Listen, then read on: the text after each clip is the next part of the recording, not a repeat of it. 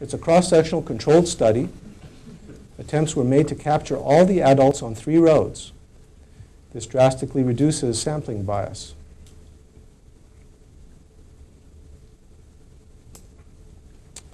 Subjects and controls were approached by the investigator. Essentially all agreed, and this results in very low self-selection bias.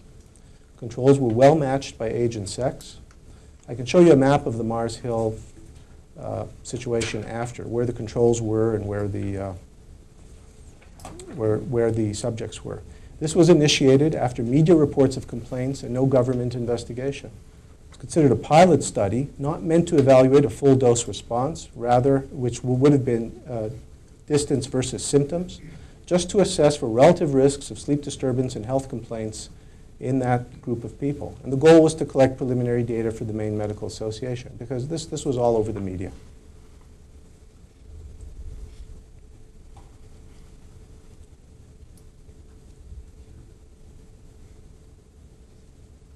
"22 subjects were interviewed, 27 controls were interviewed. They were age and sex matched. Here they are. People who were troubled by shadow flicker. 32% of the exposed people were troubled. None of the non-exposed people were.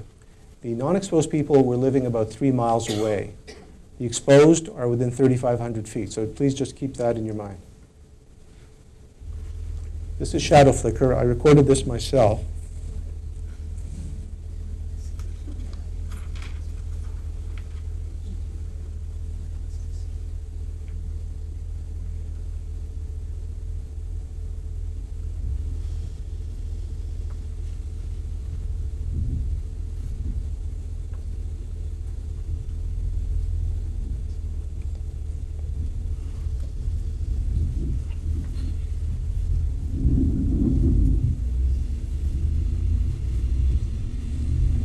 I found it distracting.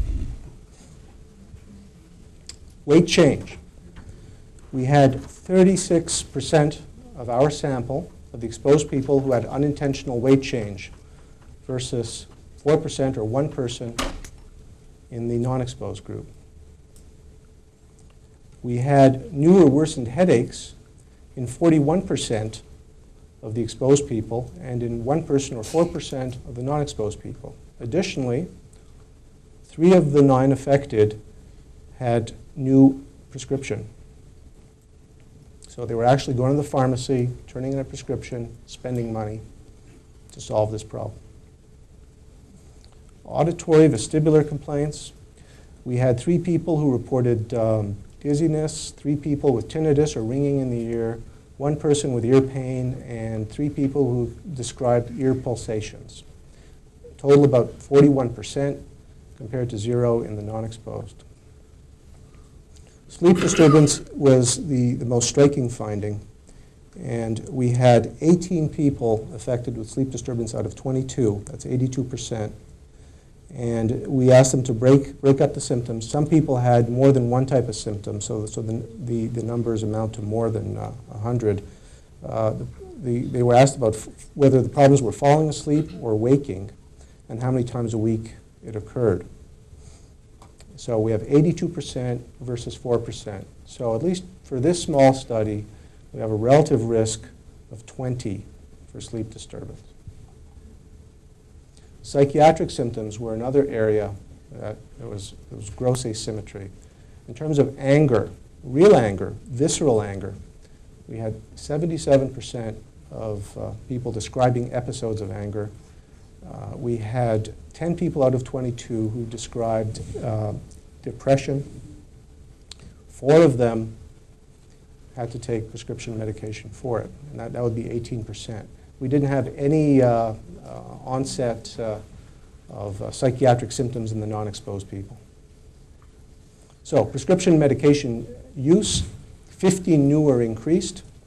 11 additional prescriptions were offered and declined in the exposed group. Types of medications were largely for sleep and for psychologic symptoms.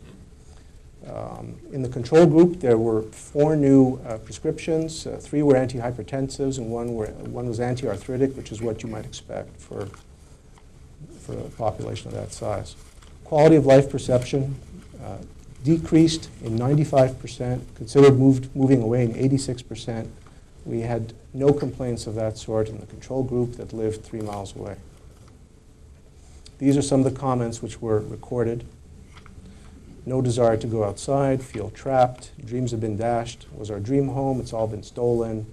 My husband who has MS, only pleasure in life was to see the wild animals, they are gone, sinking feeling every night when I come home and see them. Now, this is not scientific data, but it's qualitative data and it's real.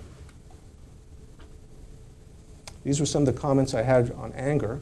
Absolute rage. You feel you want to kill someone and you don't know who to kill. And this is from a 67-year-old woman. So angry I could kill, from a 65-year-old man. Makes my blood boil. Hopelessness.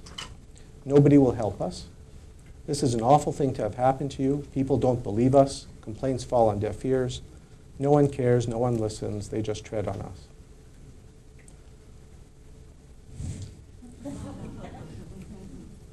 This was very sad. I mean, I had, out of 4 of the 22 started crying during the interview.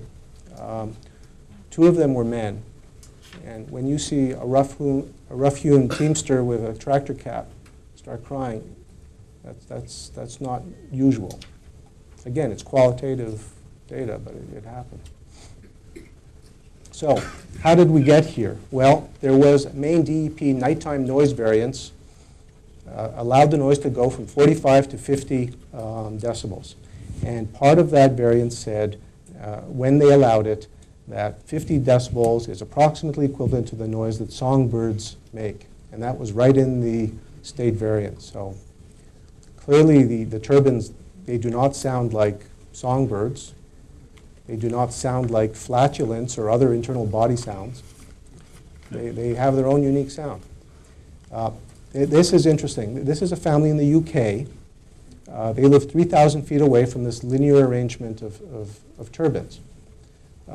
This sound was recorded in their daughter's bedroom window with the window cracked open 3 inches.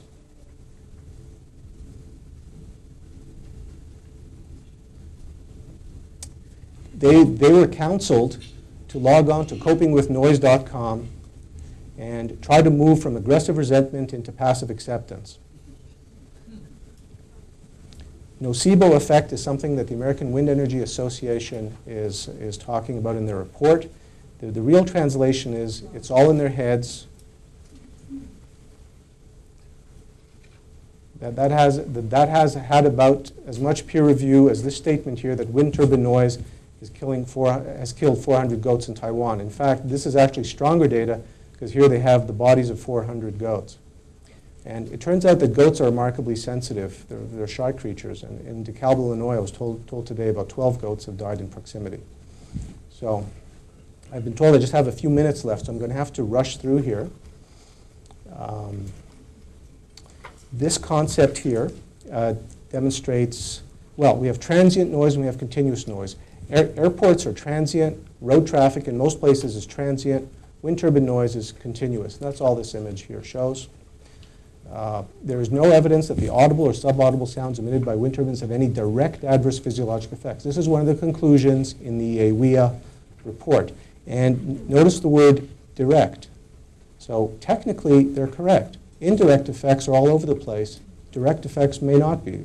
So it's kind of a legalism. Sounds emitted by wind turbines are not unique. Well, we know that that's not true. That the sounds from wind turbines could not plausibly have direct adverse health consequences. Well, we know that that's not true. Annoyance leads to sleep deprivation, leads to illness. This is Pedersen, what she said herself.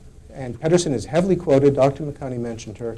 Adverse reactions could possibly lead to stress-related symptoms due to prolonged physiological arousal and hindrance to psychological restoration. She said that about her own wind turbine work. So, annoyance is not a pathological entity, says AWIA. Well, that is not true. Major cause of concern about wind turbine noise is its fluctuating sound. Some may find this annoying, a reaction that depends primarily on personal characteristics